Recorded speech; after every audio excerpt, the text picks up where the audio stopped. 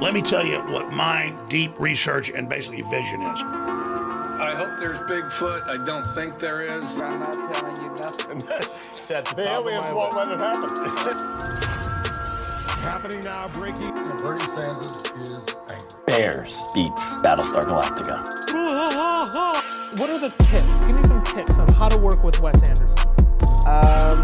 Be ready to speak very fast and very clearly, because that's definitely one key thing. I will only tell the truth. Until you and 6 kids you barely know in wet bathing suits have surrounded 9 chimpanzees outside of a Wendy's. You probably really don't know yourself, okay? Yep. And we back. Hello and welcome. You're listening to your new favorite podcast and the best in political, sports, and paranormal news coverage. I'm your host, Wes Anderson, and this is In the Shed. This is episode 55, so whether you're back for more or finding us for the first time this week, hey, thanks for tuning in. It is late Wednesday night, November 11th, and I'm in a shed in the backyard of my home in Alabama, just so I can hang out with you tools and talk about the latest headlines, stories, and rumors in the world of politics, sports, and the paranormal. And we're back. We are back, okay. It has been a minute. It's been about 43,200 minutes to be exact. That's a month, my babies, my tools, my people. It has been a month. We're still here. The show is still happening. Everything is a-okay. Just got busy. It happens. But boy, has a lot unfolded in the world since we last gathered together in my shed. We stand on the precipice of World War III as Russia accidentally fired missiles into Poland, allegedly. Kanye said some stuff and lost a little bit of pocket change in the process. I did not win the record-breaking Powerball. That was one fun fan theory as to where I have been. In fact, the winner lived in California, and I'm in a shed in my backyard in Alabama. It was not me. I assure you, if it had been me, you would be the first to know, my babies. My Little League soccer team finished third in the league. As it turns out, I am not the greatest soccer coach in the world, but hey, I might be third though. And a one-legged man delivered CDs for the elderly to my workplace. I kid you not. This is a real thing that happened. A one-legged man delivered CDs for the elderly to my workplace. My workplace, which is not an old folks' home. There might be some elderly folks there on occasion, but this man just decided to burn hundreds of CDs specifically for the elderly and deliver them to my workplace, which was very kind and very strange. And it really did happen. It's been a long time. I'm back in the saddle. Glad to be back in the shed with you again. Got a great show for you tonight. Let's get to some comments and corrections. Our humble little show is being listened to across the globe, 29 countries in total and counting. We are, of course, being listened to all over this great country of ours, with India holding strong now, making up over 40%, almost 41% of our listening audience. We love you, India. Followed by the UK, France, where we are quickly gaining an audience, Australia, Mexico, Canada, Ireland, and Japan. And a special shout out to our 10 new listeners in Singapore this week. Ni hao, namaste, and Selamat Malam, Singapore. Salat Malam. We're currently averaging more listeners per episode than ever before, which is still true thanks to you. And we're growing. We're growing despite the month off. We're still a shade under 7,000 followers on Twitter, so go follow the show there at In The Shed 4. And we are about to surpass 6,000 downloads for the show, maybe even with this episode if we're lucky. And that is a very big deal to me. I couldn't do it without you. Keep helping us spread the word, and we will keep growing this thing together. As our profile and audience continue to grow, I'm excited to bring you even more unique content that you can't find anywhere else. We bring you the news that matters in a different way. We are truly an independent news show and one of the best around, in my opinion. I am a journalist after all. We've got more conversations that matter coming your way in 2023. I'll be doing several guest spots on other shows in the near future. We've got a Patreon that's getting ready to launch. No episodes of the show will ever be hidden behind a paywall. That's not how we do things here. But it will be an affordable way to connect between episodes and help offset production costs. We got some paranormal themed t-shirts for sale. Mothman, UFO, Bigfoot, and JFK themed. Check our Twitter page to order those. They are comfortable. They feature fun designs, would make a great Christmas gift, and are an excellent way to support the show as well. And we're actively seeking advertising partners, my babies. Our audience has reached the point that we're able to help your business. So if you are a listener who supports the show and what we do here and have a small business, a side hustle, or something that you would like to advertise, send us an email at intheshedwithwes@gmail.com. We've got the best rates around. We're listened to in all 50 states, and we are a big deal in India. Got a great show for you tonight, but first let's get to some listener emails. Our first email comes from Mary from Colorado, who writes, Wes, I just discovered the show. I love the interview episodes. When is a new episode of the show coming out? Well, Mary, I'm in the shed. I'm back in the shed behind the microphone in like 32-degree weather. I'm freezing cold. If you hear some noise in the background, forgive me tonight as my teeth are chattering. But I'm in the shed, so a new episode is coming at you finally after a month this weekend. Thank you for writing into the show. I'm glad that you enjoy it. We've had some really amazing guests on the show, from Joshua Bartholomew Teasley III to Tobias Whalen to Darren Schaefer to my wife to my friend Chelsea Glasgow to Mark Shipper, who talked college football with us, and of course my good friend Bigfoot Bob, who was our first interview on the show. And I look forward to bringing you some new interviews in 2023. I think we'll have one more interview episode, conversation episode, before the year's out, and we have some great ones coming up in 2023 as well. I'm so glad that you are enjoying them, Mary. Our next email comes from Craig from Connecticut. I like the alliteration there, Craig, who says, I can move things with my mind. I really can.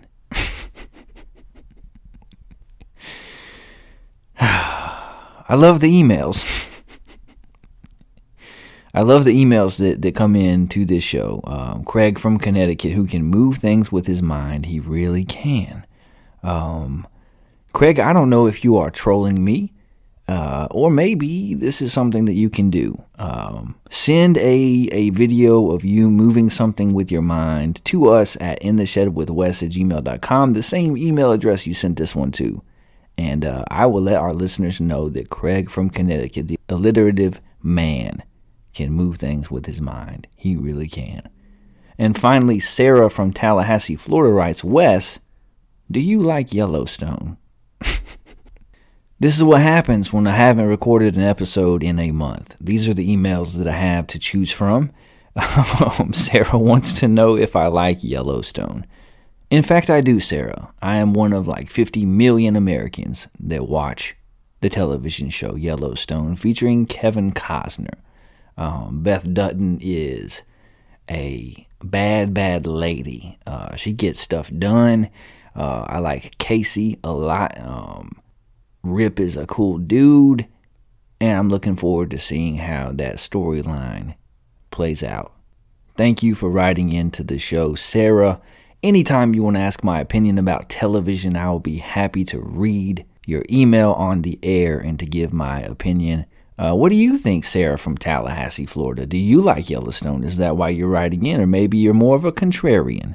Maybe you think that show is overrated. I do not know. But I would love to hear from you again, Sarah. That's all the listener emails this week. If you have any thoughts that you'd like to share, apparently literally any thoughts that you'd like to share, you can email the show at intheshedwithwes@gmail.com. Again, that's intheshedwithwes@gmail.com. And I might even read it on air. All right, let's switch to this. Let's get to the news in the world of politics, and let's hit the headlines. Republican governors give huge applause when Chris Christie blames Trump for election loss, writes The Blaze. The ACLU says California's ban on COVID-19 misinformation from doctors is gratuitous and unconstitutional, reports Reason. Amazon starts massive round of layoffs, says Forbes. From Time Magazine, how the West can avoid the Ukraine fatigue. And finally, Mitch McConnell easily wins re-election as Senate GOP leader, and that is according to the Huff Post. Our first story in the world of politics: hundreds of elephants and zebras die as Kenya weathers drought. Hundreds of animals, including elephants and endangered zebras, have died in a Kenyan wildlife preserve during East Africa's worst drought in decades, according to a report released Friday. The Kenya Wildlife Service and other bodies counted the deaths of 205 elephants, 512 wildebeests, 381 common zebras, 51 buffaloes, 49 endangered zebras, and 12 giraffes in the past 9 months, the report states. Parts of Kenya have experienced 4 consecutive seasons with inadequate rain in the past 2 years, with dire effects for people and animals, including livestock. The worst affected ecosystems are home to some of Kenya's most visited national parks, reserves, and conservancies, including the Amboseli, Tsavo, and Lokapita Samburu areas, according to the report's authors. I nailed it. I nailed those pronunciations. Tell me I'm wrong, East Africa. Tsavo, that's the land of the Tsavo man-eaters, which we have covered on the show previously. But I digress.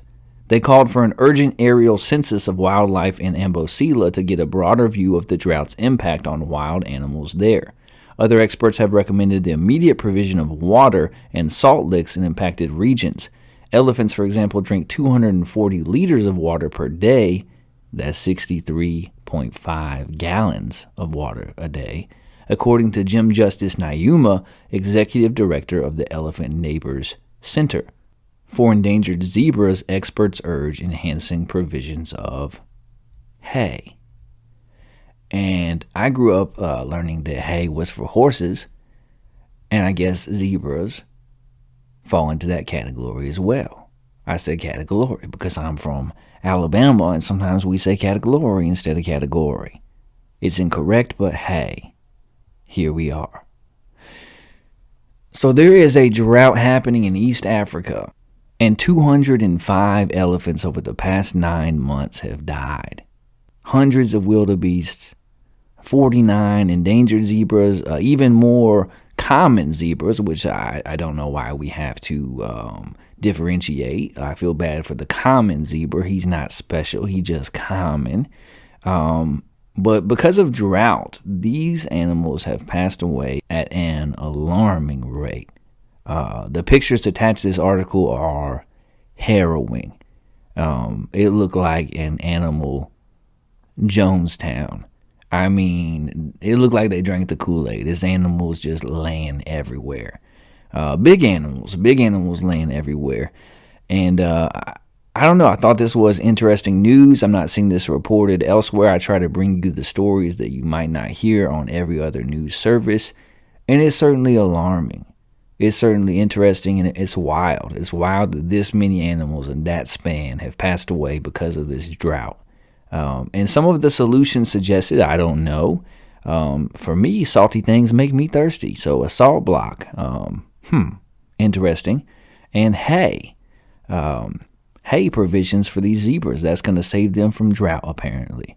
I would think they might need water. Would be my guess. Maybe get them some water. Elephants drink 64 gallons of water a day. I had no idea elephants drink that much water. Get them some water. Dasani, can you help a brother out? We don't drink you anyway, Dasani. Could you just send maybe like a few hundred cases of water over here to Kenya and help these elephants out? Help these endangered. Give them to the common zebras. They important too, you know what I'm saying? I don't know what's happening in Kenya. Why aren't they getting rainfall? This is the third season in a row that they are in drought.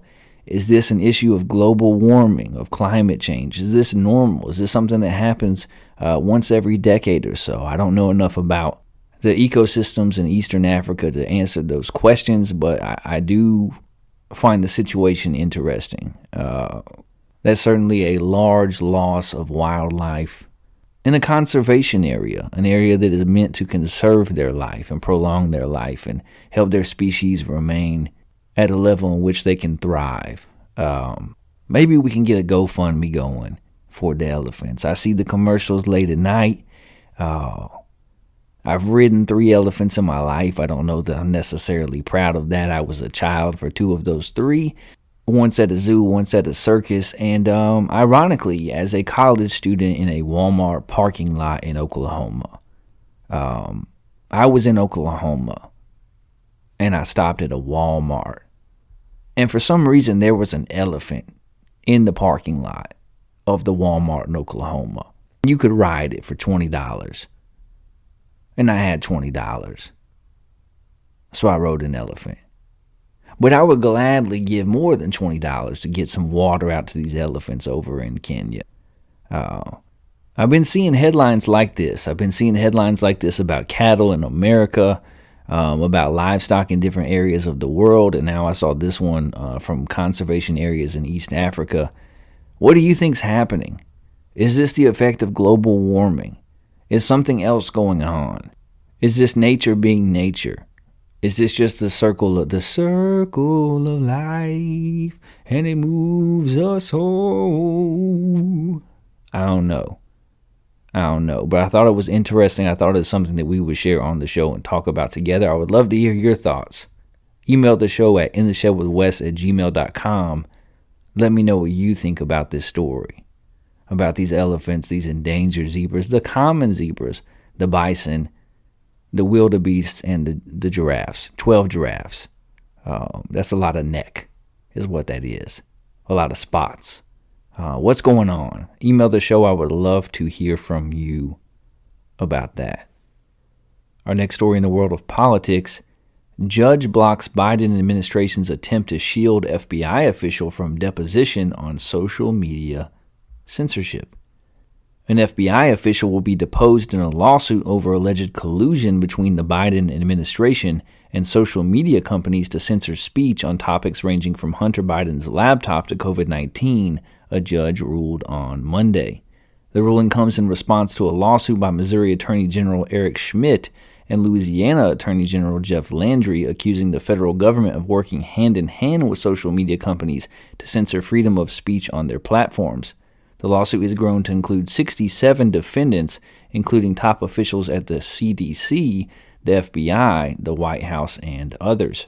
Last month, the U.S. District Court for the Western District of Louisiana granted the 2 states' request for depositions from several top-ranking governmental officials, including Dr. Anthony Fauci, former White House Press Secretary Jen Psaki, Director of White House Digital Strategy Rob Flaherty, Surgeon General Vivek Murthy, Cybersecurity and Infrastructure Security Agency Director Jen Easterly, and FBI Supervisory Special Agent Elvis Chan, which is a hilarious name. Elvis Chan. Lawyers for the Biden administration sought to block several of the depositions, including Chan's. The lawyers noted that Meta, Facebook's parent company, has said that Chan, an assistant special agent in charge, did not advise the company to censor the Hunter Biden laptop story. Based on this newly received evidence, the court should amend the deposition order and withdraw its authorization of a deposition of Chan, the lawyers argued. However, the 2 attorney generals opposed the motion, arguing they never suggested Chan told Facebook to suppress the story, but that the special agent participated in talks that led to the suppression. Moreover, there are additional compelling reasons to depose Chan, including that he is the principal point of contact between social media platforms and the FBI section that combats so-called disinformation on social media, that he routinely organizes and participates in oral meetings with social media platforms about election-related disinformation, and that he has openly boasted about coordinating with social media platforms to combat misinformation and disinformation, they said. And I'm just going to say, whenever you hear the terms misinformation and disinformation thrown around, those folks are probably engaging in some mis and disinformation. Those are nonsense terms. They're nonsense terms. There is truth and error. There is propaganda. There is point of view. What is misinformation? What is disinformation? I'm so tired of hearing those words bantied about. U.S. District Judge Terry Doughty rejected the federal government's motion to block the deposition. If Chan played no role in the suppression of the Hunter Biden laptop story, then such information will be made clear in his deposition, Doughty wrote. Chan had authority over cybersecurity issues for the FBI in San Francisco, which includes the headquarters of major social media platforms, and played a critical role for the FBI in coordinating with social media platforms related to censorship. Even if Chan played no role in the Hunter Biden laptop communication issue, he may have knowledge of who did, and his deposition is nonetheless warranted, the judge added. When the New York Post first reported on some of the contents of the laptop in 2020, big tech platforms including Facebook and Twitter censored the story and dismissed it as potential foreign disinformation. The New York Times has since authenticated key files from the laptop, as has the Washington Post. Doughty added that plaintiffs established that Chan has personal knowledge about the issue concerning censorship across social media as it related to COVID-19 and ancillary issues of COVID-19, and that he was identified as the FBI agent who communicated with Facebook to suppress a story about the Hunter Biden laptop. In the original complaint, Schmidt and Landry claimed federal officials participated in a pressure campaign against social media platforms to increase censorship of views that diverge from the government's. CISA Director Jen Easterly, for example, texted with Matthew Masterson about trying to get us in a place where Fed can work with platforms to better understand the mis-dis trends to relevant agencies and can try to pre-bunk or debunk as useful, and complained about the government's need to overcome the social media platforms' hesitation to working with the government. Platforms have got to get more comfortable with government. It's really interesting how hesitant they remain, the complaint reads. The complaint adds that a veritable army of federal bureaucrats are involved in censorship activities across the federal enterprise, adding that CISA Director Easterly and Matthew Masterson complained in text messages that chaos would result if all federal officials were independently contacting social media platforms about so-called misinformation. On information and belief, as alleged above, the Disinformation Governance Board was created to impose a bureaucratic structure on the enormous censorship activities already occurring involving dozens of federal officials and many federal agencies. So, attorney generals of a couple of states have filed a lawsuit against all kinds of federal agencies and even the White House, alleging a buzzword, alleging collusion between social media platforms and the Biden administration. And the Biden administration tried to block certain depositions, including that of a key FBI agent, and a judge in Louisiana was like, nah, you finna come and sit before the court under oath and share what it is you've done and the conversations that you've had. And this is something that is really interesting. And I know I use that word so much on this show, but it's hard not to, because the stories that I select to share with you and the news that I bring you, I do find interesting. And this is one of those stories. And it's something that matters. We reported on this show back when the Disinformation Board was formed, and there was immediate public outcry and backlash because it sounded like a propaganda unit. It did not sound like a good idea to normal Americans. Not to the left wing, not to the right wing. People were like, hey, this is a terrible look, okay? And the Biden administration, only a couple days after appointing someone to head up that board, was like, hey, okay, we get it. We'll quit. Officially. But this lawsuit kind of alleges that they may not have actually quit. And that going all the way back to the time of the election, that there has been collusion between the Biden administration, between the White House, between government agencies and big tech. That on these social media platforms, that they have worked hard to limit the sharing, the viewing, the reading, and the dissemination of news articles from actual news agencies that are promoting stories that are harmful or that they disagree with. And there's no doubt that this happens. There's no doubt that it happens. There's no doubt that it happens in a Democrat-led government. There's no doubt that it happens in a Republican-led government. This is not necessarily a Biden or Trump issue, although in this particular case, it involves the Biden administration. And look, let me keep it a buck with you. We have been hesitant on this show to cover the Hunter Biden laptop story because it's hard to make sense of it. Originally, it was labeled as Russian disinformation, and since then, it has been verified as authentic. That this is a real laptop that belonged to Hunter Biden, that some of these stories that have come out have been proven accurate and true. But we don't know what it means, and we may never know what it means. But what we do know is that the American people should be able to read news stories and share news stories and have open dialogue about the veracity and the truth of the claims within those stories. And the fact that the government is actively working to limit the reach of stories that they find to be harmful to what they're trying to accomplish or that put them in a bad light, that is not something in keeping with what the American people want, okay? It's not a good look for the Biden administration. And some of these big wigs that have been called to be deposed, such as Jen Psaki, such as Anthony Fauci, such as key members of the FBI, it would be very intriguing to hear what they have to say under oath and to see what it is that they were up to and what they know.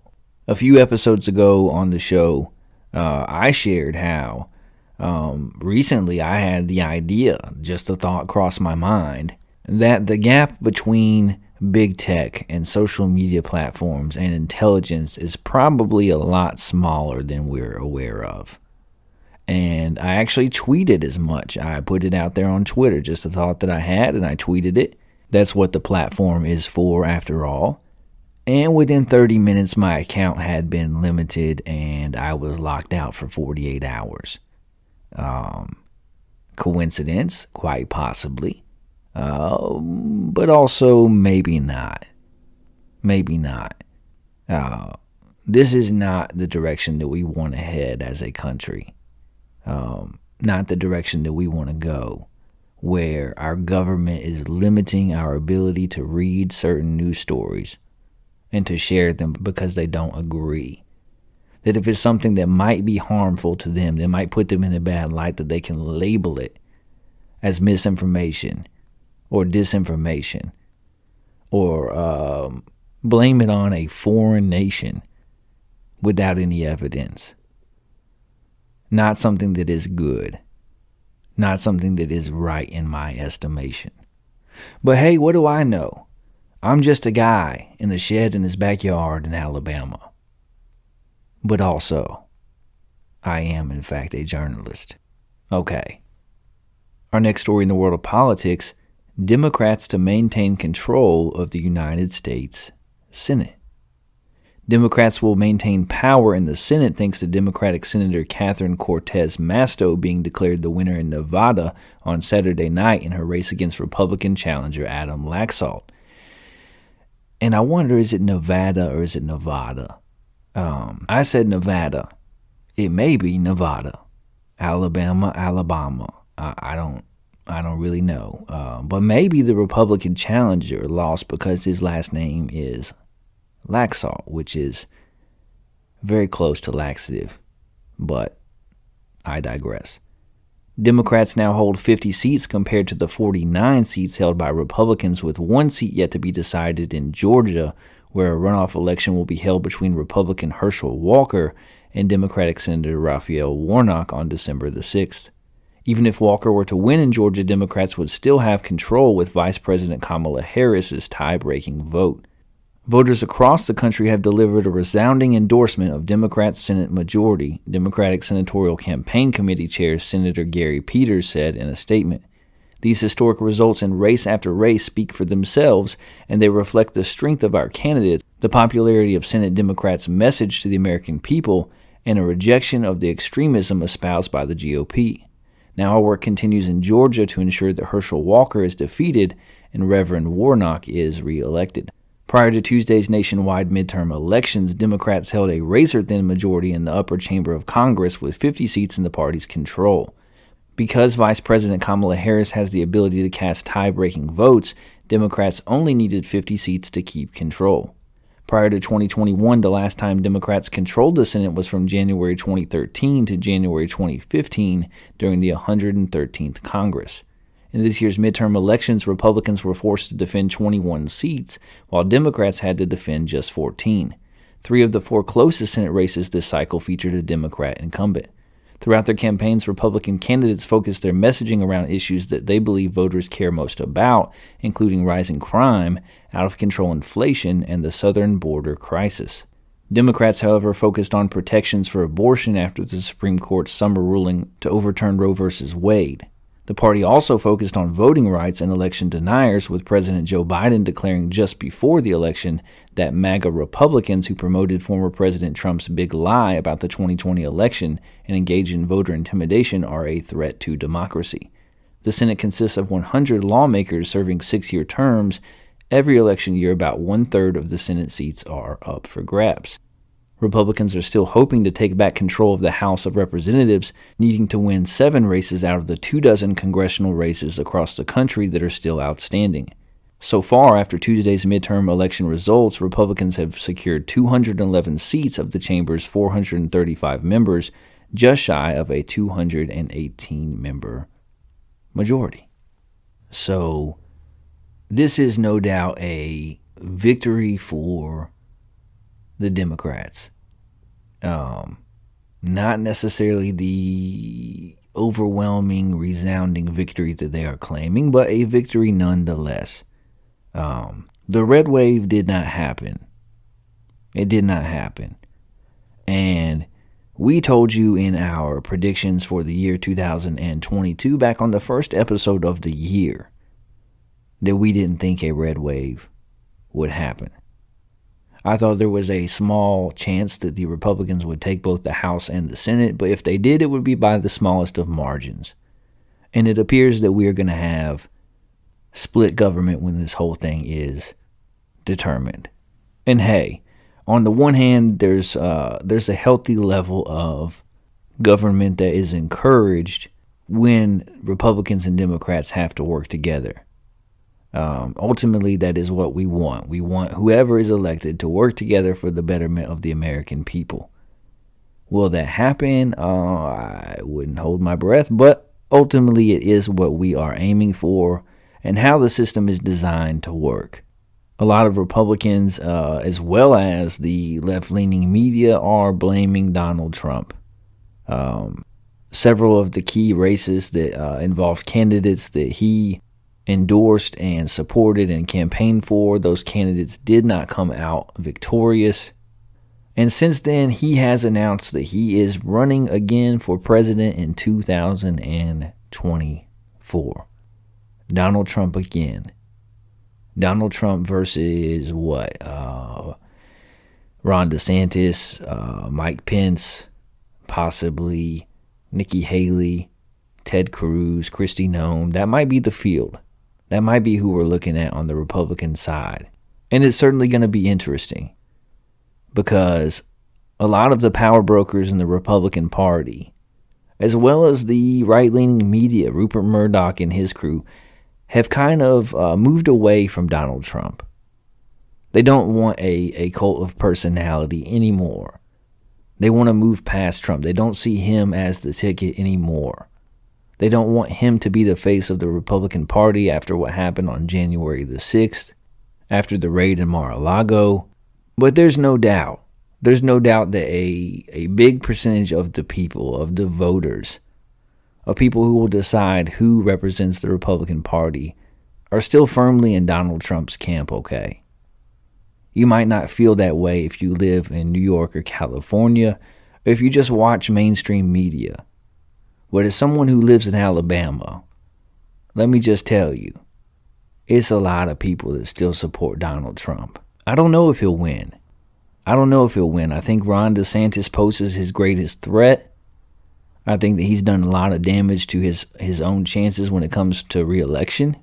And so far, at least, President Biden says that he plans to run again. He hasn't announced anything. He's going to wait on that. But he says that he plans to run for re-election.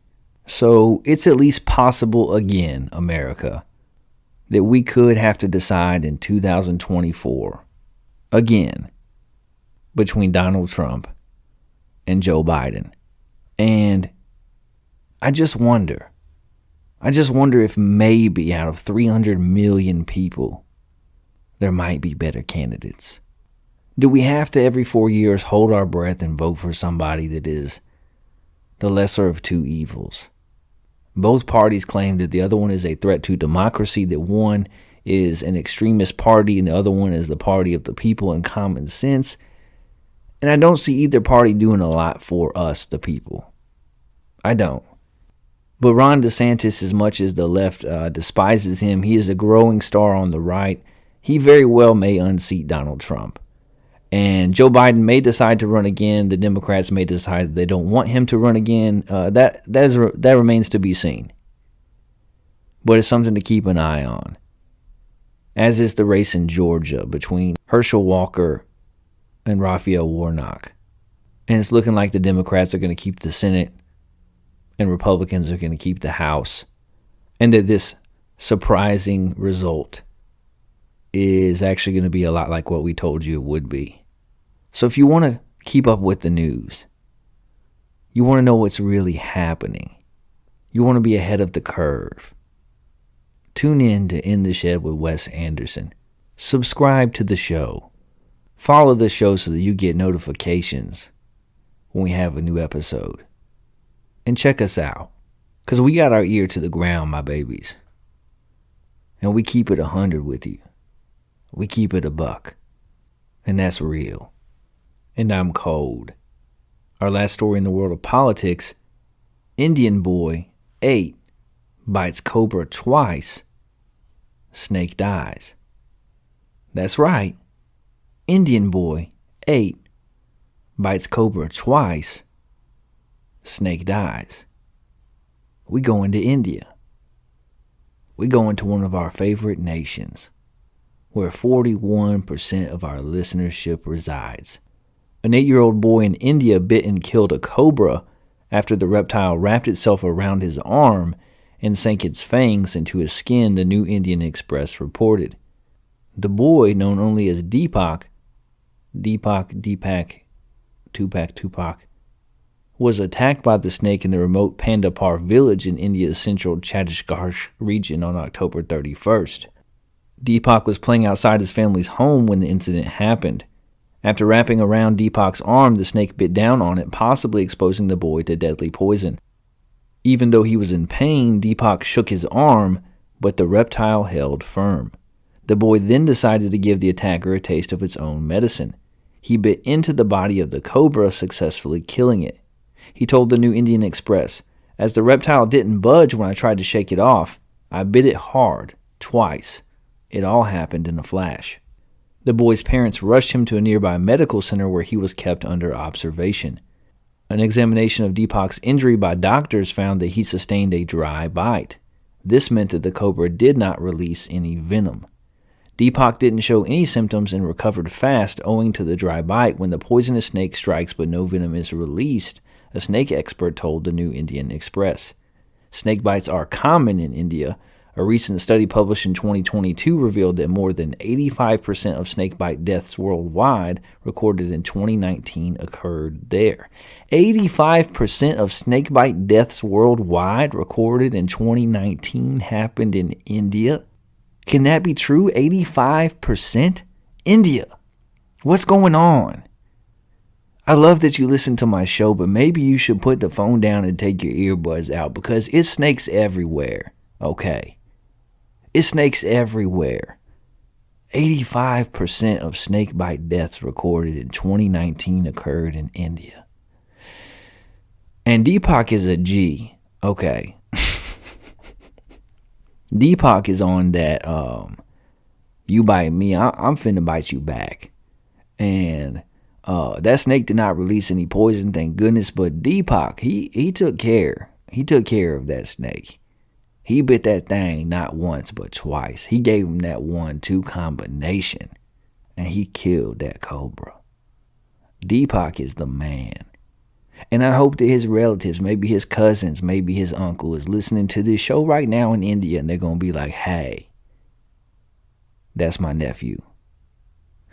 If Deepak is your nephew or your cousin, email the show at intheshedwithwes@gmail.com. I would love to hear from you. Maybe we can even get Deepak on the show. Maybe he can call in from India, or a relative can call in from India. I want to be on a billboard in India. Put me on a billboard in India. India, we love you. And Deepak, he's the man. He's the man. That's all the news in the world of politics this week. Let's switch to the news in the world of sports, and let's hit the headlines. Derek Carr and Devontae Adams applaud Davis's defense of McDaniels. Kyrie could rejoin Nets as early as Sunday. All ACC teams to honor UVA with helmet decals. Titans rule out multiple starters against Packers. Anthony Davis says a players meeting helped team figure this thing out. Kansas defeats Duke and Michigan State drops Kentucky in big-time college basketball matchups. Panthers Mayfield focused on wins and not his future. And finally, Pittsburgh Panthers quarterback Kedon Slovis is still unsure about his plans for next season. We're going to talk some college football and, of course, have our NBA preview extravaganza. But first, let's check in on some news in the NFL.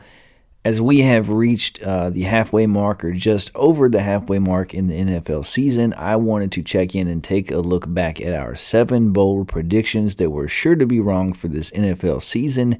7 predictions that we made before the season kicked off. The first was that Tom Brady will be sacked more times than years he's been on the earth. Tom Brady is an old man, 45 years old, and he has been through in his personal life this year. He's had a tough year.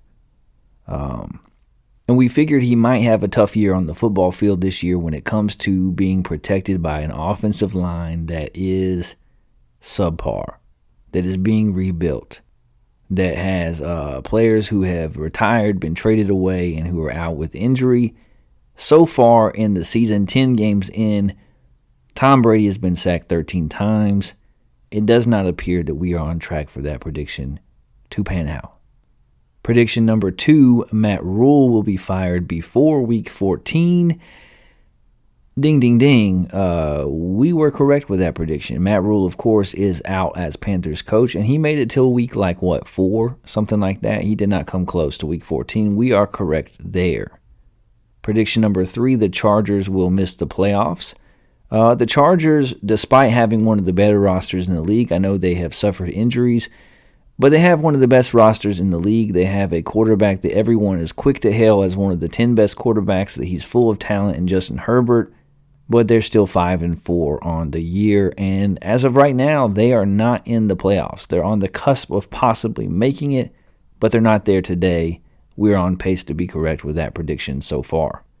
Prediction number 4, Justin Fields accounts for more total touchdowns than Trey Lance. And we're correct.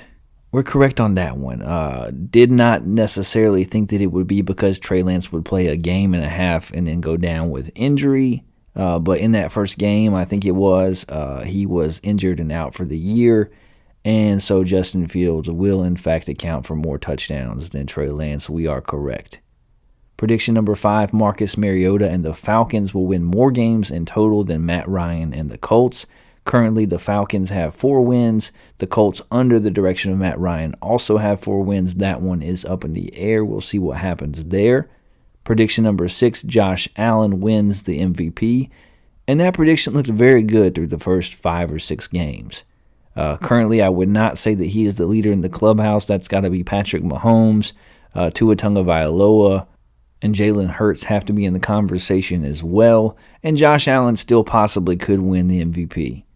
He has not played well the last 2 games. They're on a 2-game losing streak, but he has plenty of talent, plenty of time to turn things around. The jury is still out on prediction number 6. And prediction number 7, the Arizona Cardinals win 9 or fewer games, and they're 4-6. they're 4-6. So unless they go on a giant win streak in the second half of the season, which they typically do not, we may be correct there as well. So we're doing pretty well. Our 7 bold predictions sure to be wrong. We already have 2 that have panned out to be true. We have 1 that doesn't look so good, and we have several others that are looking good so far. Next week, we'll check in with the NFL. We'll look at the playoff picture a little bit more in depth. But let's move on to football in the college ranks, and let's go around the SEC. The Georgia Bulldogs are ranked number 1. They're undefeated. They had a dominant performance early in the season, the first game against Oregon. They looked dominant again against Tennessee, a very good Volunteers team, a couple weeks ago. And they look like the class of college football.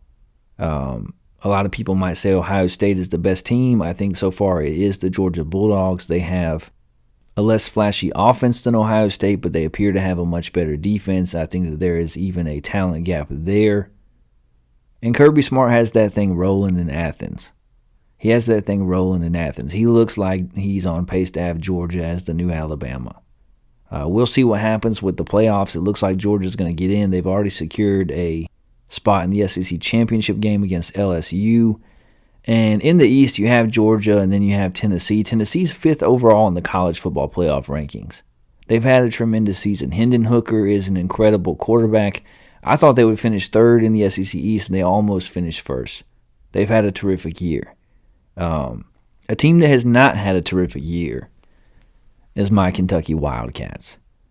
One of my biggest whiffs on my college football coverage to begin the season. I had Kentucky having a phenomenal year and winning 10 or 11 games. And that is not going to happen. Kentucky dropped a game this last weekend to Vanderbilt. They dropped a game to Vanderbilt.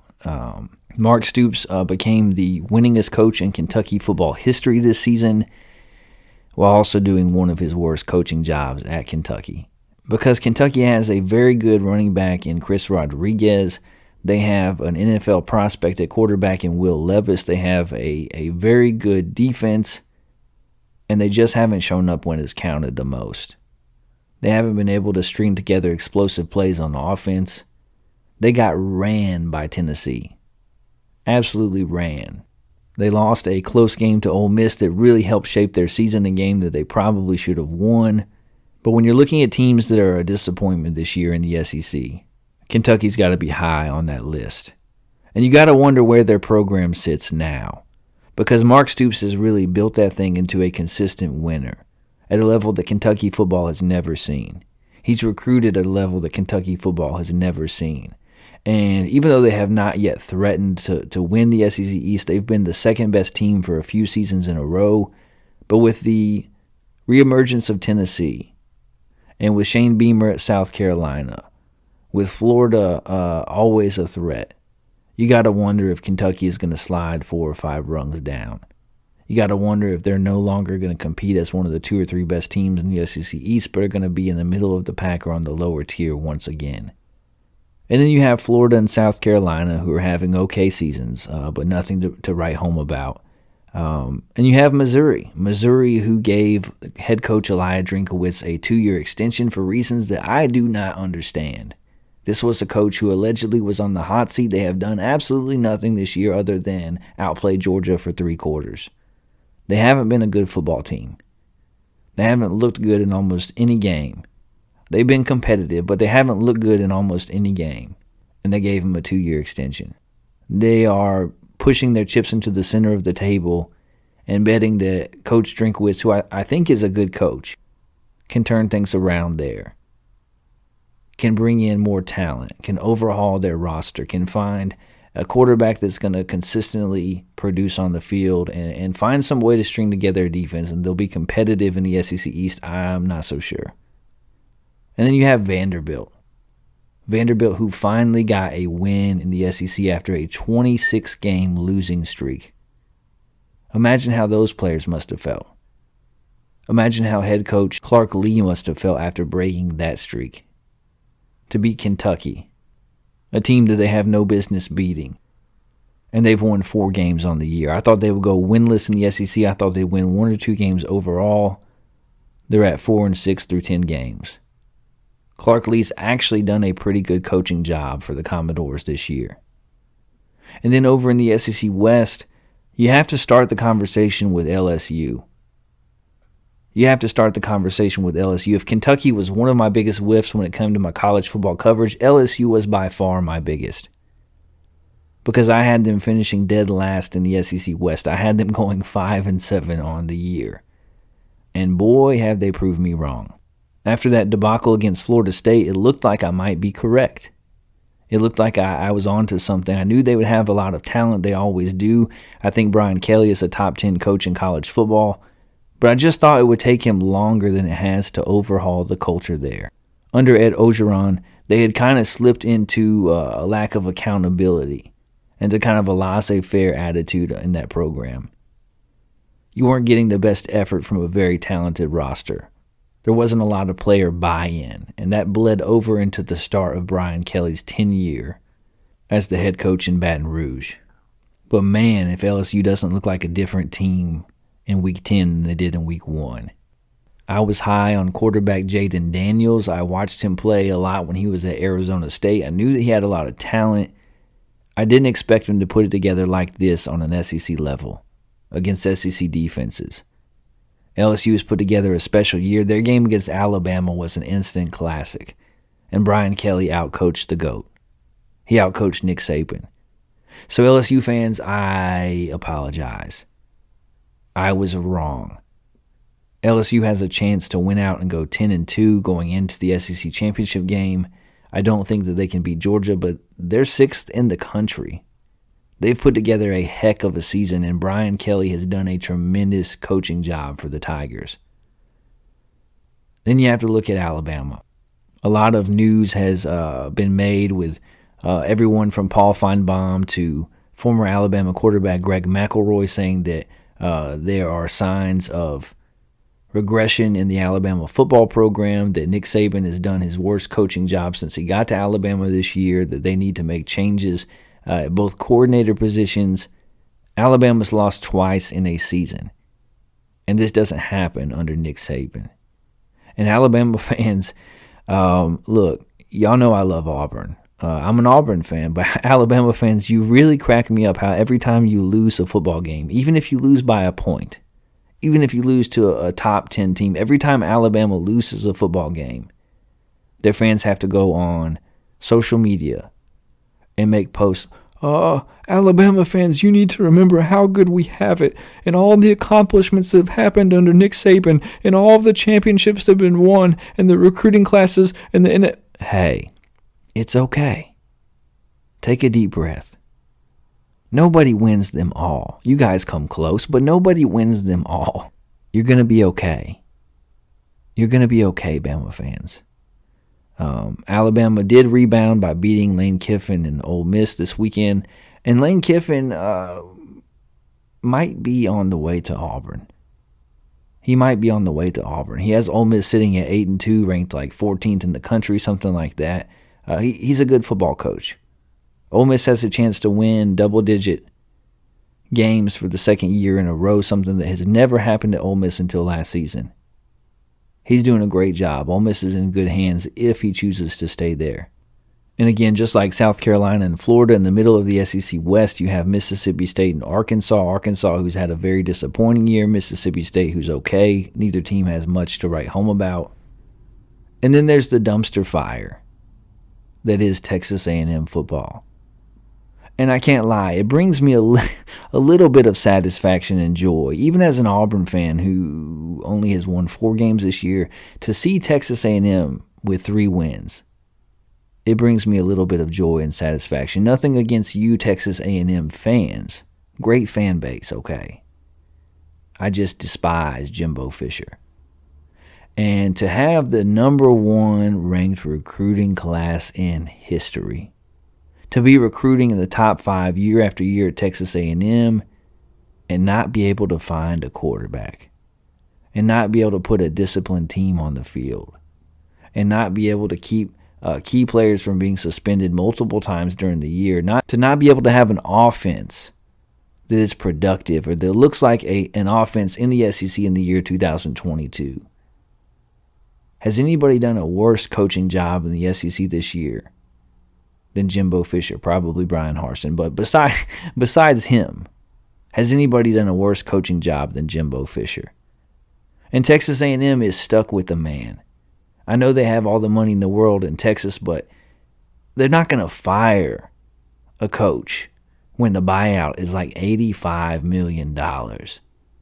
I just don't see it happen. And how are they going to turn things around? They already have as much talent as anybody outside of Alabama and Georgia in the conference. They are already recruiting really well. They already have 5-star quarterbacks on the roster. Is Jimbo Fisher bringing in an offensive coordinator really going to fix things? For somebody else to call the plays instead of him, is that really going to fix things? Are they going to overhaul the offense entirely? Jimbo Fisher, who's always called the plays, is he going to really hand over the reins entirely and not meddle in the offense anymore? Because their offense is outdated. The route trees that their wide receivers run, the play calling, the scheme, it's outdated. It lacks creativity. And then there's my Auburn Tigers. My Auburn Tigers, who finally made the decision to move on from Brian Harsin. And look, Brian Harsin was treated unfairly on the Plains. He was. It's just factual information. It's true. He was treated unfairly on the Plains. But he also did a lot of self-sabotaging. He also handpicked quarterbacks that don't look like SEC quarterbacks. He also failed to out-recruit any team in the SEC outside of Vanderbilt. Okay. I don't think that Brian Harsin is a bad guy, but I do think he was a bad fit in Auburn. And I'm glad that he's gone. I'm glad for him. I'm glad for Auburn. It's going to work out better for both parties. He'll get another job. He's a decent football coach. But what happens now for Auburn moving forward? Auburn, who just unveiled a $90 million football practice facility. Auburn, who just put together a very competitive NIL group. And they're looking for a head coach. What's happened on the Plains the last 2 weeks has been incredible under interim head coach Cadillac Williams. The man has passion on par with any other football coach in the country. No coordinating experience. He's only been a running back coach for the last 8 years in different stops. But he's really galvanized that team and that staff and the alumni and the students. And it's going to be interesting to see what happens moving forward there. How good do they look against Western Kentucky, a pretty good Western Kentucky team? Are they able to find a way to even be close to competitive against Alabama? A game that you usually throw out the records, but this year the talent gap is so large. They beat Texas A&M 13-10 in front of a sold-out crowd. Those two teams were on 5-game losing streaks, and Jordan-Hare Stadium was sold out, almost 90,000 strong. Will Auburn actually give Carnell Williams a look when it comes to choosing their head football coach? I'm seeing more and more momentum from the fan base that really want him to be considered. He doesn't have head coaching experience, but neither did Deion Sanders at the college level before going to Jackson State. He's done pretty well. I think there's no doubt that Coach Caddy loves the Auburn program and knows the Auburn program and knows what it takes to be successful there. There's no doubt that he could recruit at a high level and put together a staff who could recruit at a high level. But I think when it comes to the coaching hire, Auburn's new AD, John Cohen, is going big game hunting. And the boosters there want Lane Kiffin. They're going to offer Lane Kiffin $11 million a year. And as much as I love Ole Miss, Auburn is just a better job. It's just a better job. You're in a recruiting hotbed with Alabama and Georgia. You have connections to Florida there that you don't have at Ole Miss. You have a better NIL structure in-house. You have this new practice facility. And it would provide Lane Kiffin an opportunity to compete against Nick Saban head-to-head in a way that he just can't at Ole Miss. He's been close a couple times, but he just can't get over that hump at Ole Miss, at least not yet. He might be able to at Auburn. But if Lane is happy in Oxford, if he chooses to stay there, what will Auburn do? I hear talk of Matt Rule. I hope not. I hope not. I don't see that as a good fit for Auburn. I don't want Matt Rule on the Plains. And the thing that worries me is that the new athletic director came out and he said, I've got a 58-point plan, 58 points, data points to consider in hiring the new head coach. Hey, that's too much. That's too much, Poindexter. That doesn't impress me. You have 58 data points. I don't care. Find a coach that can win, that can recruit, that can relate to players, that fits at Auburn. That's all that it takes. That's all that it's about. And it could be Lane Kiffin. It could be Cadillac Williams. It could be Hugh Freeze. And look, I believe in second chances. Hugh Freeze, he's an SEC level football coach, okay? He's had success before. But if we miss out on Lane Kiffin, if we're not interested for some reason in Deion Sanders, I would rather Auburn just give the job to Cadillac Williams. Get him a top-notch offensive coordinator. Put people on that staff that care about Auburn University, that the fans can rally behind, and see what happens. It's going to be interesting to watch what happens in Auburn. The college football playoff poll looks like this right now. The top 10 consists of Georgia at number 1, Ohio State at number 2, Michigan at number 3, and TCU at number 4. That would be the playoff field if the playoffs started today, with Tennessee at number 5, LSU at number 6, USC at number 7, Alabama at number 8, Clemson at number 9, and Utah at number 10. And our poll varies a little bit. As you know, we have our own In the Shed with Wes Anderson College Football Top 25 poll. We put out a preseason poll. We let the first 4 weeks of the season play out, and then ever since then, every week we have updated our poll. And look, our poll is different. Our poll is different. I don't care what the name on the front of your jersey reads. I don't care how much your coach gets paid. I don't care what your school's tradition or history is. I'm looking at the team's performance on the field. I'm looking at momentum. I'm looking at how well you're playing. Our top 5 lines up with the college football playoff poll. We have Georgia at number 1, Ohio State at number 2, Michigan at number 3, TCU at number 4, and Tennessee at number 5. But then we have USC at number 6, LSU at number 7, and Utah at number 8. We have North Carolina at number 9 and Alabama at 10, with Clemson at 11, Ole Miss at 12, Oregon at 13, the UTSA Roadrunners at 14th overall in the country. They are one of the hottest teams in America, bar none. We have the Washington Huskies at 15, Troy Trojans at 16, Penn State at 17, UCLA 18th, UCF 19th, Coastal Carolina 20th, South Alabama 21st, Notre Dame 22nd, Florida State 23rd, Cincinnati 24th, and Duke rounding out the top 25 at 25th overall. What do you think of our poll? Where did we get it right? Where did we mess up? Let us know. Email the show at intheshedwithwes@gmail.com. Get at us on Twitter at intheshed4. We would love to hear from you. That's all for college football. Let's talk some NBA, as the NBA season is about a month underway now, which means it's time. It's time for our In the Shed with Wes Anderson NBA preview extravaganza.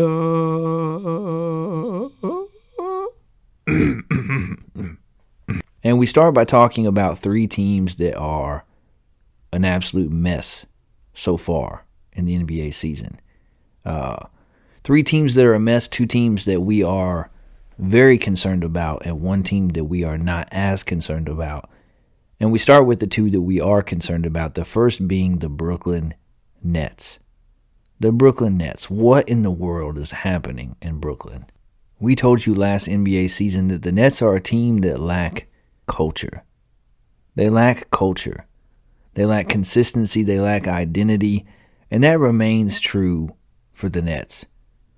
A few games into the season, they already fired head coach Steve Nash. And the truth is, we really don't know if Steve Nash is an NBA-level head coach. There were a lot of problems on that team that showed up on the floor. But how much of that can honestly be pinned to Steve Nash? When your 2 best players are Kyrie Irving and KD, and neither of them provides the leadership that you need from your best player, it's kind of hard to know how much of it is, in fact, coaching. And Kevin Durant at least is on the court and is playing well and is focusing on basketball. And then you have Kyrie Irving. I don't know what he's doing.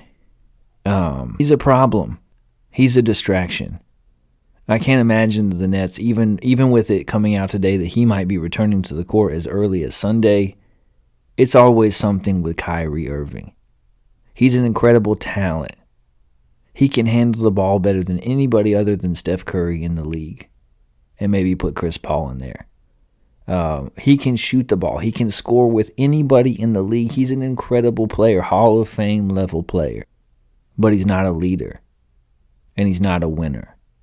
And I can't imagine that any team outside of LeBron and the Lakers want anything to do with Kyrie at this point. And then there's Ben Simmons. The enigma that is Ben Simmons. I don't know if he's seeing a sports therapist, a sports psychologist, but if he's not, he should be. His game is broken. He's struggling just to be on the court. He's struggling just to look at the rim. And you see these clips every offseason of him making jump shots, of him working on his game, of him in a pickup game just kind of running the court and doing some impressive things. And he's just not the player that he was before. He had a game the other night where he scored 11 points and had 5 rebounds and 5 assists and a blocked shot. It was his best game of the year, and it was far below what he averaged in Philadelphia. The Nets traded for Ben Simmons in hopes that they could revitalize his career, that they could make use of his defense and his passing, and instead they can't even really count on him to be on the court. The Nets are an absolute disaster, and they very well may go down in history as one of the biggest disappointments. To have Kevin Durant and Kyrie Irving and James Harden and never even make the conference finals. They're a disaster. Another team that is an absolute mess, the Los Angeles Lakers. The aging, unhealthy, and unproductive big three of LeBron James, Anthony Davis, and Russell Westbrook, along with a roster that was put together in the dark, and a rookie head coach. Not a recipe for success, and they have not experienced very much success this year.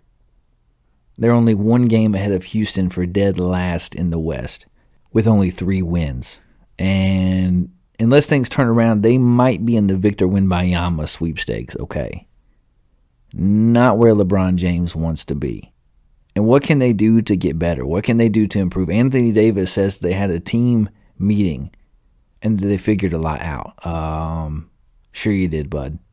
Sure you did. Did you figure out how to be aggressive? How to be a big man? How to be a number 1 option? Because we haven't seen that out of you other than in the bubble. And I actually feel bad for LeBron. I do. I'm not a LeBron fan. I'm a fan of him as a human being and what he's done for his community. I'm not a fan of him on the court or his team. But I'm to the point where I actually feel sorry for LeBron in the twilight of his career, when he's still playing basketball for the most part at a high level. Doesn't play a lot of defense anymore, but still playing at a high level, and this is what he's stuck with. They've got to move on from Russell Westbrook. They should have done it a long time ago. Release him. Trade him for anything. Trade him for something. Trade Anthony Davis. You've got to come up with a game plan here. And Rob Pelinka doesn't have one. The Lakers are a mess. So those are the 2 teams that are a mess that I am concerned about. And then there's the Golden State Warriors. The Warriors who won the NBA championship last year but are in a pickle. They're not experiencing championship hangover. They're in a different situation because they're trying to do 2 things at once. They're trying to build for their future while also contending for a championship in the present. And Steph Curry has played phenomenally to start the season. At 34 years old, he's playing at a very, very high level, better than almost anybody in the league. Andrew Wiggins, who signed a huge contract, has been very good as well. But Klay Thompson has been disappointing. And Jordan Poole, other than one breakout game, scoring 36 points the other night, has been disappointing. And they've sent James Wiseman to the D-League for an extended period because he seems disinterested. He doesn't seem willing to play within their system, to set hard screens, to roll to the basket, to get back on defense, to be a willing passer. He looks lost on the court. They do have other young talented players like Moody and Kuminga. Kuminga is an athletic freak but can't play consistently well. And the problem is with their bench. They, in their championship runs, they have had bench players who are veterans. who fit into their system, who contribute defensively, who set screens, who pass the ball. And they're really lacking that right now. So I'm worried about the Brooklyn Nets. I'm worried about the Lakers. I'm not as worried about the Warriors. The Warriors have been there. The Warriors have proven themselves. They have culture. They have consistency. They have Curry. The 3 C's, they've got them all. And Steve Kerr is one of the top coaches in the league, but he's got to figure out a rotation. They've been playing their two-way players ahead of some of their young stars because of their young players' inconsistencies. I hope Klay Thompson can rebound and pick things up. And I wonder how much of this has to do with a hangover not from winning a championship, but from what happened between Draymond Green and Jordan Poole in practice. I got to wonder if that punch to the face, that 1-2 to the dome, I got to wonder if that didn't have a bigger impact on team chemistry than we first thought it might. The Warriors are struggling. They've got time to figure it out, and I think that they might, but as of right now, they are a mess. Currently, the NBA standings look like this. In the East, you have the Celtics as the overall 1 seed, the Bucks 2nd, the Cavs 3rd, the Hawks 4th, the Raptors 5th, the Pacers 6th, the Wizards 7th, and the Knicks 8th. And you have some disappointments as well. The 76ers are at 9th. Yikes. The Heat are at 10th. Yikes. And the Brooklyn Nets are 12th in the Eastern Conference standings. Yikes. The Western Conference looks like this. The Blazers stand atop of the standings, followed by the Nuggets, the Jazz, the Suns, the Mavericks, the Grizzlies, the Pelicans, and the Kings. The other team in Los Angeles, the Clippers, are at 9th, and they have plenty of time to turn things around. But why are we not talking about Kawhi Leonard? I think it's time to talk about Kawhi Leonard the same way that we do Ben Simmons. Because clearly something is not right, and it very well may be a physical thing, but you have to at least wonder what's going on there, and why the ambiguity, and why the lack of clarity, and why it is that Kawhi Leonard, after surgeries and after rehabs, cannot stay on the court, cannot play. And if he doesn't, the Clippers have a good enough roster to be a playoff team, but right now they're 9th. And you have to at least talk about Kawhi Leonard in the same way that you do Ben Simmons. The Timberwolves, after making some big trades, they're 10th. They are a disappointment, and the Warriors are 12th. And as we said, the Lakers are 1 game above Houston, sitting at a paltry 3-12. The top 5 scorers in the league thus far are Luka Doncic, averaging 34.5 points a game, Joel Embiid at 32.3 points, Jason Tatum, who has gotten off to a hot start at 31.9 points, Spida Mitchell for the Cavs at 31.6 points, Shai Gilgeous-Alexander and Stephen Curry both averaging 31.5 points a game. Each year when we preview the NBA season, we give you the teams that we feel like are legitimate championship contenders. These teams aren't teams that necessarily we think will win the championship. These are all of the teams that we think it is possible could develop into teams that could win the championship this season. Last year we gave you 8 such teams, one of which was the Golden State Warriors, who did in fact win. This year we only have 5. And looking at the roster construction and looking at performance on the court so far, there are really only 5 teams that I think could legitimately win the NBA championship this season. And they are as follows. In the Eastern Conference, you have 2 teams. And I think that's all. The Boston Celtics and the Milwaukee Bucks. Boston has not missed their head coach. They're off to a fantastic start. 1 game ahead of Milwaukee in the Eastern Conference. And Jason Tatum is a man on fire. He's playing terrific. They have a really good roster. They made some key upgrades in the offseason. They are a legitimate championship contender, as are the Milwaukee Bucks. I feel like the Bucks may have made the NBA Finals last year had they been healthy. And Giannis Antetokounmpo is the best player in the NBA. Love the video that came out where he was making a joke about you can't have it all. You can't have it all. Good looks, good family, good coaching staff, dominant in the paint, but can't shoot threes. God has to keep you humble somehow. It was a pretty funny video. But the Bucks have the roster, they have the talent, they have Giannis. They are a legitimate championship contender along with the Celtics in the Eastern Conference. In the Western Conference, I see 3 possibilities. The Golden State Warriors, if they put things together, if they're able to figure out rotations, if their culture and their consistency overtake the struggles they're experiencing early in the season, they just have too much to be counted out. Too much championship pedigree. And then there's the Phoenix Suns. The Suns, who were the biggest disappointment in the playoffs last year, but still have a load of talent, still have a very good head coach, still have Devin Booker and Chris Paul and Ayton in the middle. They're a legitimate championship contender. As are the Denver Nuggets. Yeah, the Denver Nuggets. Listen, when it comes to playoff basketball, the Joker is everything that Joel Embiid is not. Because they're both 2 of the best centers in the league. But in the playoffs, it never seems to fail that in the fourth quarter, Joel Embiid is gassed. And he just doesn't have it down the stretch. And his teams underperform and they lose. But the Joker takes his team as far as he can, even when his team has sustained big-time injuries over the last couple seasons.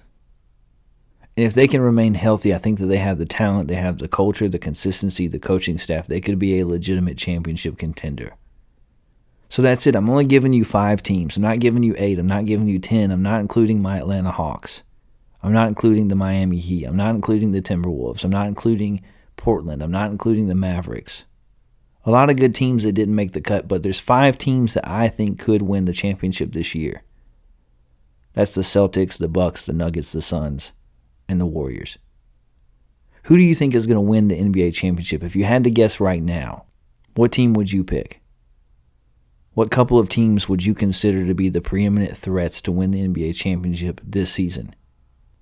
Email the show at intheshedwithwes@gmail.com. Get at us on Twitter at intheshed4 and let us know. When it comes to MVP, I think it's going to be Steph Curry or Luka. Both those guys are off to a tremendous start. They play for very good teams that will be in the playoffs.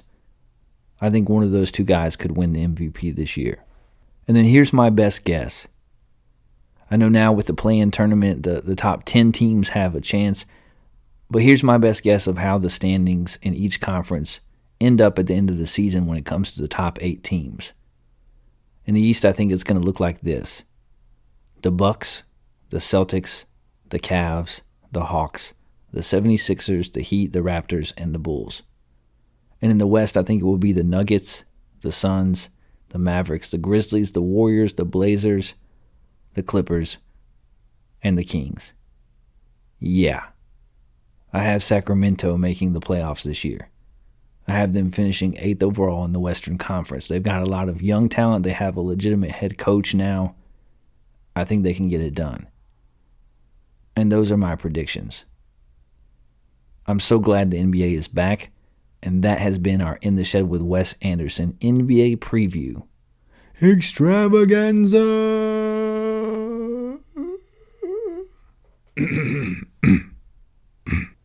That's all the news in the world of sports. Let's switch to this, the news in the world of the paranormal, where our first story takes us to virtual reality, which isn't actually reality at all, my babies. We going virtual. Oculus founder Palmer Luckey created a VR headset that kills you if you die in the game. Yeah. He created a VR headset that kills you if you die in the game. It's an old trope in a lot of dumb sci-fi movies that involve virtual reality. You die in the game, you die in real life. In said movies, characters get trapped in a video game and must play for their lives. If their avatar perishes, so do they. Well, it appears that someone has actually willed this trope into reality. That is, someone created a VR headset that literally kills you if you lose a video game. Fun, right? No. Michael Scott level. No. That is not at all fun. Not my definition of fun. I'm going to go on the record and say, not fun. The creator is not just some old anyone, but Palmer Luckey, the 30-year-old virtual reality wonderkin, defense contractor, Trump funder, and co-founder of Oculus, the VR firm Facebook bought in 2014 for a cool $3 billion. Thank you, Mark Zuckerberg, ya alien. Luckey dropped a blog post on Sunday explaining his weird new headset, which he claims is mostly a piece of office art for now, and included a picture of it as well. Mostly? I'm sorry, mostly a piece of office art for now? This man a fool. This man a full-blown fool. Yes, this thing will actually end your life. More specifically, it is rigged with bombs so that your head will explode. And my head is exploding just reading about this idiot. In his blog post, Luckey explains how his lethal new contraption is supposed to work. I used 3 of the explosive charge modules I usually use for a different project, tying them to a narrowband photo sensor that can detect when the screen flashes red at a specific frequency, making game over integration on the part of the developer very easy. When an appropriate game over screen is displayed, the charges fire, instantly destroying the brain of the user.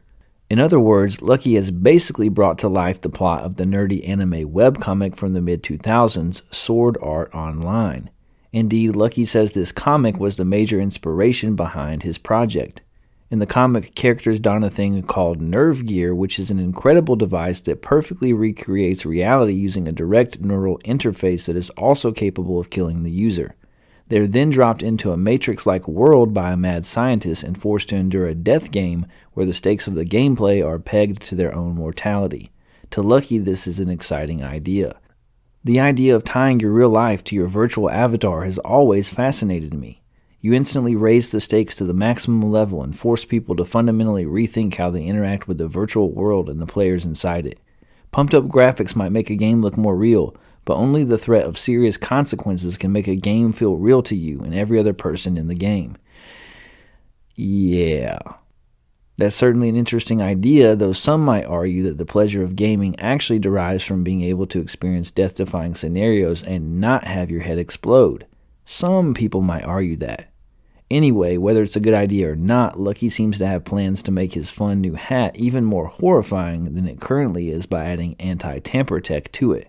This isn't a perfect system, of course. I have plans for anti-tamper mechanisms that, like the nerve gear, will make it impossible to remove or destroy the headset.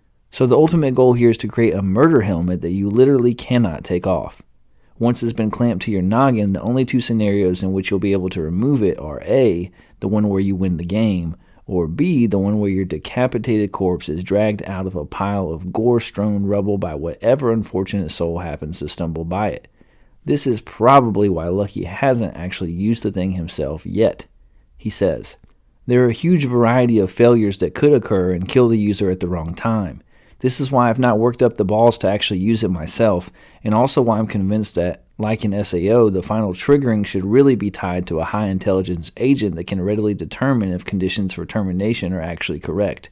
At this point, it's just a piece of office art, a thought-provoking reminder of unexplored avenues in game design. Some will doubtlessly find this an exciting idea, while others, actually let's be honest, most people will probably be dissuaded from participation after reading the phrase, 'kill the user at the wrong time.'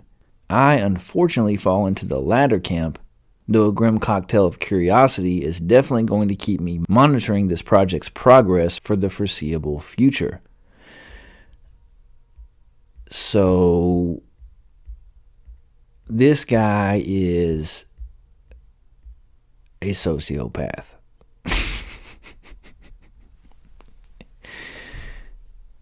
Palmer Luckey is a 30-year-old sociopath. Why? Why make this? Why is this something that you are interested in? What happened to you as a child? What therapy do you lack that you need? What help can we get you, my man, Palmer Luckey? Because this is wild. This is crazy. To even make something like this, call it art, whatever you want to call it, to say that, to have the idea to make something like this and actually go forward with it is so beyond absurd. And Mark Zuckerberg gave this man $3 billion for his company. We out here eating ramen noodles. And this joker that wants to strap a VR headset that could kill you if you lose in the game sells his company for $3 billion. Does anybody see a problem with that? That's wild. This is why the robots will win. Because of people like Palmer Luckey. How are you going to have a last name like Lucky and create a VR headset that kills you if you die in the game? It's absurd. It's absurd. I don't want to know you. I don't want to know you. From virtual reality to Colombia, we go for our second story. 11 teens found collapsed at school in Colombia after using a Ouija board. 11 teens ranging in age from 13 to 17 were found by teachers after having collapsed in a hallway at Agricultural Technical Institute in Hato, Colombia, following an incident in which they had reportedly used a Ouija board. Ouija boards, flat boards with numbers and letters written on them that spell out answers to questions asked by participants according to the location on a planchet held by those participating, are controversial in the paranormal community, with some positing that they act as a sort of gateway for dark forces. Whether or not the teenagers involved in the incident were afflicted by such forces is up for debate. Skeptics maintain that it is the ideometer phenomenon, phenomenon, phenomenon, that is responsible for any apparent efficacy had by Ouija boards, and that they are no more capable of contacting the dead than any other board game. However, Jose Pablo Tolozo Rondon, the mayor of Hato, said in a statement that the Ouija board playing a part in the teen's condition had not been ruled out. The children were passed out. At the time they were found, they were short of breath and thick drool was coming out of their mouths. It's not ruled out that it was the Ouija board. That is a part of the investigation. Others say that they consumed water from a container. Others that they came from a pool and they had been given something to eat, he said. Those are the options.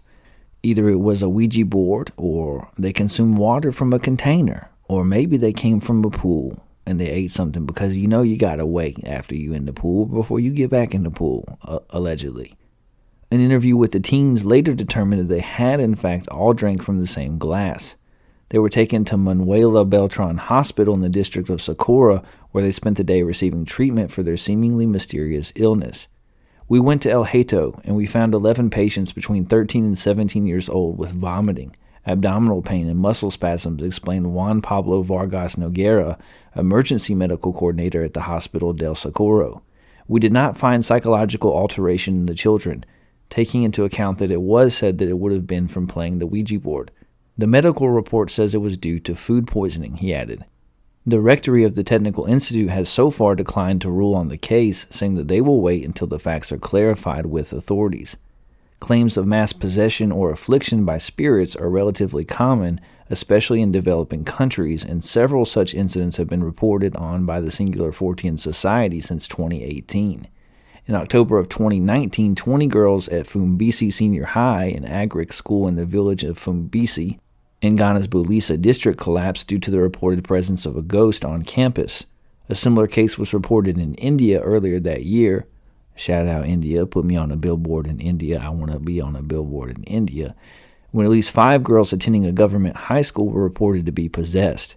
Meanwhile, that same year, inmates at a women's prison in the Tihar jail prison complex in India reportedly had repeated encounters with a ghost of a mysterious wailing woman. And in October of 2018, parents in Peru were concerned that demonic forces had possessed their children following an incident at a boarding school involving a Ouija board. These reports are often taken seriously by authorities, and in 2018, Inacinio Perez, mayor of the northern Colombian city of Pajarito, declared that all minors under 17 years of age be subject to a curfew following a series of what he considers attacks by evil spirits invoked using the popular social media application WhatsApp. So, was it food poisoning? Or was it evil spirits? I don't know. But I gotta be honest with you, as I usually am, sitting out here in the 32-degree weather in my shed, in the dark, at 12:27 in the morning, by myself. I'm just a little bit creeped out by that story, okay? Food poisoning seems like a rational explanation. That is certainly the Dana Scully explanation, okay?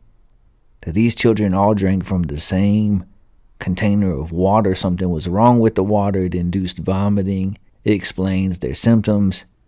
But the Fox Mulder explanation is the phenomena, we already did the song, of the Ouija board. The seemingly confirmed fact that all of these students had together messed with something that a lot of people agree you have no business messing with. And I'm going to be honest, I don't have any experience messing with a Ouija board, using a Ouija board. I don't want to, okay? I'm a spiritual man. I do believe in good and evil. I'm not afraid of a piece of cardboard that moves around. However, I also believe that if you don't want to experience certain things, that you probably shouldn't open a window to those things. And if a Ouija board is a window into another world, into another dimension that could put you in the presence of dark entities, I don't want any part of that personally. I don't judge you if you do, but I do not want any part of that personally. And this is a story that is creepy. This is a story that is noteworthy. And it's something that comes to us from the Singular Fortean Society, from our friend Tobias Wayland, who does good reporting, who we've had on the show, episode 53, I think. And so I wanted to share that on the show. What do you think happened in this instance? Was this a simple case of food poisoning? Was something else happening? Have you ever used a Ouija board? Would you use a Ouija board? Why or why not? Hit us up. Email the show at intheshedwithwes@gmail.com. Get at us on Twitter at intheshed4. I would love to hear your thoughts surrounding this story and this phenomenon. From the nation of Colombia to the state of Utah, we go for our next story. Horse returns home after lost, running with wild Mustangs for 8 years in northern Utah. A horse returned home after 8 years of being lost and running with wild Mustangs. Shane Adams lost his horse Mongo while camping in Utah's West Desert, and just this week the two were reunited. Early on a spring morning when there was still snow on the ground, Mongo made a run for it. The horse was tied up outside of Adams' tent, but not tight enough. A herd of wild Mustangs ran past the camp, and Mongo took off with his newfound friends. Adams scrambled out of his tent in a state of half undressed and tried to stop him, but he was too late. Impossible or not, Adams was not about to give up on Mongo and traveled from his home in northern Utah to the West Desert every weekend for 3 years in search of his trusty friend. Dadgum, this dude traveled from his home to the West Desert every weekend for 3 years trying to find his friend. This man loved his horse. The bond that this man has with Mongo must be incredible. Or maybe he just doesn't have a car. Maybe he just really needs Mongo to get around. And also, why did he name a horse Mongo? He bought everything he could think of to scope out and safely get Mongo back home. Eventually, time and money ran out, and Adams had to give up from his search and move on. While he bought another horse, he never got rid of Mongo's personalized halter that he had specially made for his big, goofy head. As time passed, his kids grew older, his son making up songs about missing Mongo while he talked about Mongo in the past tense. Gone forever. Or so he thought. Adams called everyone he could think of, including the BLM, to notify them of this missing horse. Black Lives Matter? It's got to be a different BLM. I don't know what this BLM is, but I can't imagine that's who he called. I don't know. The hard work paid off when BLM managers rounded up a herd of Mustangs near military property in Toole County in the last week of September. One horse was not like the other. He fell in step like he had been trained, unlike the others, and on closer inspection had a brand that matched the one Adams had reported 8 years ago. When he got the call that Mongo had been found, Adams thought to himself, never in my life. Back home on the farm in Fielding, Utah, it is as if nothing had changed. It's crazy. He still acts the same. Same horse, Adams says. 8 years of being wild, and he acts like nothing ever happened. Mongo was instantly ready to saddle up and showed no signs of the wild and free years he spent running with the herd. Mongo is about 18 years old now, a few hundred pounds underweight, but Adams said he will get him back to his fighting weight. Just the inspiration needed for Adams, who was in a serious car crash a year ago that left him permanently disabled, his voice raspy from the trach that he had while on life support. His doctor said that he would never work again, but he's ready to prove them wrong after finding Mongo, who he thought was gone forever. So yeah, Mongo the horse was gone for 8 years. And this man thought his horse was lost. This horse took off with some wild Mustangs. And here, 8 years later, he has his buddy back. What a heartwarming story. A lot of bad news in the world. A lot of crazy people out here creating VR headsets that might kill you if you lose a video game. Elephants and zebras dropping dead in East Africa. The government out here trying to decide what you can and cannot view on social media. But Mongo the horse is home. He's home. This is a true homeward bound type situation. This man went back every weekend for 3 years to find his horse, and just when he gave up, Mongo is home. And it's wild. It's wild. No pun intended. It's wild that this horse could be with all these wild Mustangs for so long, and when he returns home, he's still the same horse. He still has the same relationship with his owner. And apparently his owner has really been through it, was on life support, had a terrible accident, has been permanently disabled, and now he's got the inspiration he needs because his horse is home. And that's a pretty cool story. And that's some good news. I experienced something similar in my life to a much lesser degree when my black cat Bernie disappeared one Halloween season. Bernie is a feral cat. Dude lived in the woods behind our house, and he accidentally became our pet. And when we first got this cat, he would not come near people at all. And then he became my cat. And Bernie is an avid hunter. He is an outdoor cat, but he always came home until one time he did not. And I didn't think anything of it. Sometimes he would be gone for a day or two, but then after 2 or 3 days I had not seen the man, I became worried because I love Bernie. That's my dude. And I went to the woods behind our house every day for weeks, searching for that cat, calling his name, looking for his collar, thinking something happened to him. I went to the neighbors. Nobody had seen him. 21 days later, just when I had given up the search for Bernie, dude comes up over a hilltop. And I'm thinking like, no, can't be. He runs right to me like a scene from a Lifetime or a Hallmark movie. He runs right to me and jumps up into my arms. And he was home. He was home. Your boy shed tears over a kitty cat because he was home. Wasn't 8 years like Mongo, okay? It was 21 days. But I know how you feel, big dog. And I'm glad you got your horsey back. Right on, Mongo. Right on. From Utah, we go to Mattress Firm for our final story of the week. The bizarre theory about Mattress Firm.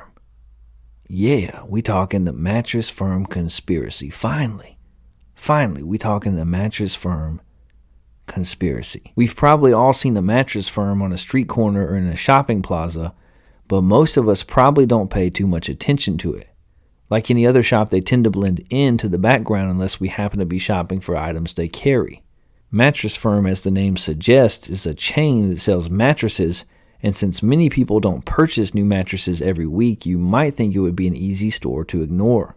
However, if you happen to see 2 or 3 of the same store in a single plaza or half-mile stretch of road, you might start to take notice. Over the past few years, people have begun to take more and more notice of Mattress Firm stores, precisely because there seems to be so many of them. In fact, one could say there appears to be a suspicious number of Mattress Firm locations, often in very close proximity to each other. It's not unusual to see several Mattress Firm stores located within just a mile or two of each other, clustered around the same block, or even one store right next to another, as was the case in Houston in 2015. The unusual placement of the brick-and-mortar store locations has led some conspiracy-minded people, like those who listen to this show, to theorize that Mattress Firm is not a legit business at all, but really serves as a front for illegal money laundering. The money laundering theory seems to have originated online in message boards. People began posting about Mattress Firm on sites like Reddit as far back as 2015, speculating in conspiracy subreddits as to why the company could possibly be opening so many new stores so close to one another. Mattress Firm is some sort of giant money laundering scheme, one Reddit user asserted in 2018, saying they were everywhere and always empty. I remember seeing 4 Mattress Firms all on each corner of an intersection once. There's no way there is such a demand for mattresses. Many other users agree that this theory made a lot of sense. There's definitely something going on with these Mattress Firm stores. All of a sudden they popped up literally everywhere, and they're always empty, posted another user. The Times of Northwest Indiana even noted in December 2015 that a single 0.8 of a mile long stretch between the border of Sketcherville and Highland, Indiana had 5 separate Mattress Firm locations, while the nearby Indianapolis Boulevard had 6 locations within 2.5 miles of each other, according to Snopes. These stores seem to keep popping up close to each other, adding fuel to the conspiracy fire that these eerily omnipresent, largely empty stores had to be a front for something else. After all, people don't need to buy new mattresses that often, so what could all these storefronts really be for? For its part, the company has vehemently denied all claims that they've been involved in any money laundering activities, just like somebody who is involved in any money laundering activities would. Although it acknowledges that store location arrangements may seem strange, there's a perfectly reasonable explanation for why people often see so many Mattress Firm stores so close together. We'll be the judge of that, Mattress Firm. We on this show and our listeners will be the judge of that. In the early 2000s, Mattress Firm set a goal to become the first border-to-border, coast-to-coast specialty mattress retailer. That is a strange goal. Not to be the industry leader, not to sell the most mattresses, but to be the first border-to-border, coast-to-coast specialty mattress retailer. Very specific goal. To achieve that goal, the company intentionally grew very quickly over a span of 9 years through acquisitions and organic growth. As part of the acquisition of several competitors, sometimes with multiple acquisitions in a single market, we inherited existing long-term leases for store locations. Many of these inherited lease locations happen to be near our existing store base. Once the stores were rebranded with Mattress Firm, a shopping center with 2 different competing mattress stores took on a new look, a Mattress Firm spokesperson explained to Snopes. The representative noted that the company has since been working to rationalize our store fleet and vehemently stated that money laundering is absolutely not the reason why we have so many stores, which is what they would say if it was in fact the reason why they had so many stores. But these assertions haven't necessarily done much to stop the conspiracy theories. In fact, this theory may have more staying power than most because the connection between Mattress Firm and shady money practices isn't entirely unfounded. In December 2017, Mattress Firm's parent company Steinhoff International was accused of accounting fraud, although there was no evidence of money laundering, and Mattress Firm itself was never mentioned in the involvement, according to Reuters.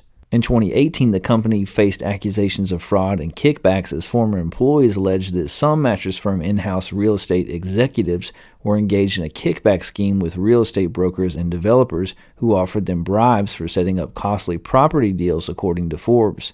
The company then declared bankruptcy in October 2018.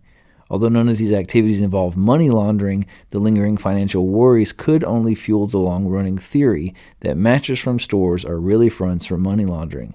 While the company has said that it continues to see positive growth and profitability in 2021, the conspiracy surrounding the store likely won't completely disappear anytime soon. So, what's really going on with all of these Mattress Firm stores? Why are there so many Mattress Firm stores so close together? Is it just poor planning? Is it because they have acquired all these competing brands? Or is there some larger conspiracy at play? Some type of illegal activity happening based out of a store that sells you a nighty-night pad? I don't know. It's certainly something interesting to think about and to look at. Mattress Firm stores are like Waffle House in Atlanta. It's one on every corner. You can pull up all these different examples of places that have 3 and 4 Mattress Firm stores within a few miles of each other. And mattresses are something that people only need to buy, like every 5, 7, 10 years. I've been in a Mattress Firm store once in my life. I did not purchase anything, and there was almost nobody in the store. I went to college with a guy that worked as a salesman at Mattress Firm for a little while. Shout out Ray. Maybe we should get Ray on the show and ask him what's going on at Mattress Firm. Maybe he'll have some insight for us. I think everybody watched Breaking Bad and Ozark and was like, hey, maybe this is money laundering. Maybe that's what's going on here. And certainly there are multiple stories out from credible news organizations that give insight into the practices of Mattress Firm and some of these kickbacks and some of these fraudulent things that were happening on the inside when it comes to leadership in the company. It's also possible that the explanation of takeover of competitors in order to expand given by Mattress Firm could in fact be true. That they could have been just overtaking competing mattress stores, slapping their logo on it, and the store happened to be close to theirs. In Alabama, wherever you find a church, you find another church right down the street. How many times do you see grocery stores just down the block from each other, from their competitors? It could be that their explanation holds water and that it's true. Or it could be something else entirely. What's going on with these Mattress Firm stores? Do you buy their explanation? Do you think that there's some larger conspiracy at play? I don't know. I don't know that there is a larger conspiracy at play. I think maybe it's just really bad business from a company that has shown some shady business practices and that hasn't made wise investments and they tried to expand too quickly. I'm not sure that it is necessarily a conspiracy, but I could see it as a distinct possibility also. I could see that there are some other things happening below the surface because it is a weird coincidence that there are so many stores so close together all over the country and there's rarely very many people in them. I don't know. Mattresses are a product with a very high markup. Okay, like they're very cheap to make and then they're sold for a lot of money. Some of these mattress companies, what they'll do is they'll take the exact same mattress from one store to the next, but give them different names and charge different prices to bilk the customers. It's something that they do. And some of these stores, you only have to sell like a couple mattresses a day and you wind up being profitable. I know that sounds crazy, but I'm telling you, you can look it up. They only have to sell 2 or 3 mattresses a day and they are profitable. So it may be that this is above board and just bad business. And just poor real estate decisions, or just some shady dealings that aren't necessarily illegal or conspiratorial. But then again, what do you think? How do you explain Mattress Firm? Do you put any stock in the Mattress Firm conspiracy? Do you think it's all a bunch of hogwash? Do you think it's legitimate? Email the show at intheshedwithwes@gmail.com. Get at us on Twitter at intheshed4, and you decide. You decide what the truth is.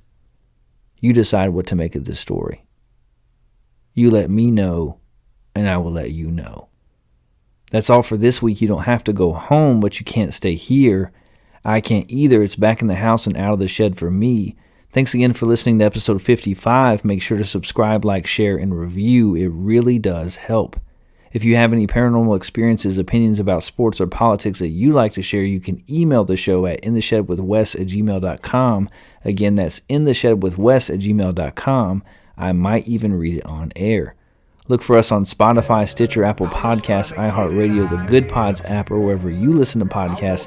And make sure to follow us on Twitter at InTheShed4. Tune in again next week when we'll hit the headlines, talk some sports, and investigate the phenomena of spontaneous human combustion together. This has been In the Shed with Wes Anderson, the best news show in the land covering politics, sports, and the paranormal. Have an adventurous and fulfilling weekend. I'll catch you tools later. Peace out, Boy Scout.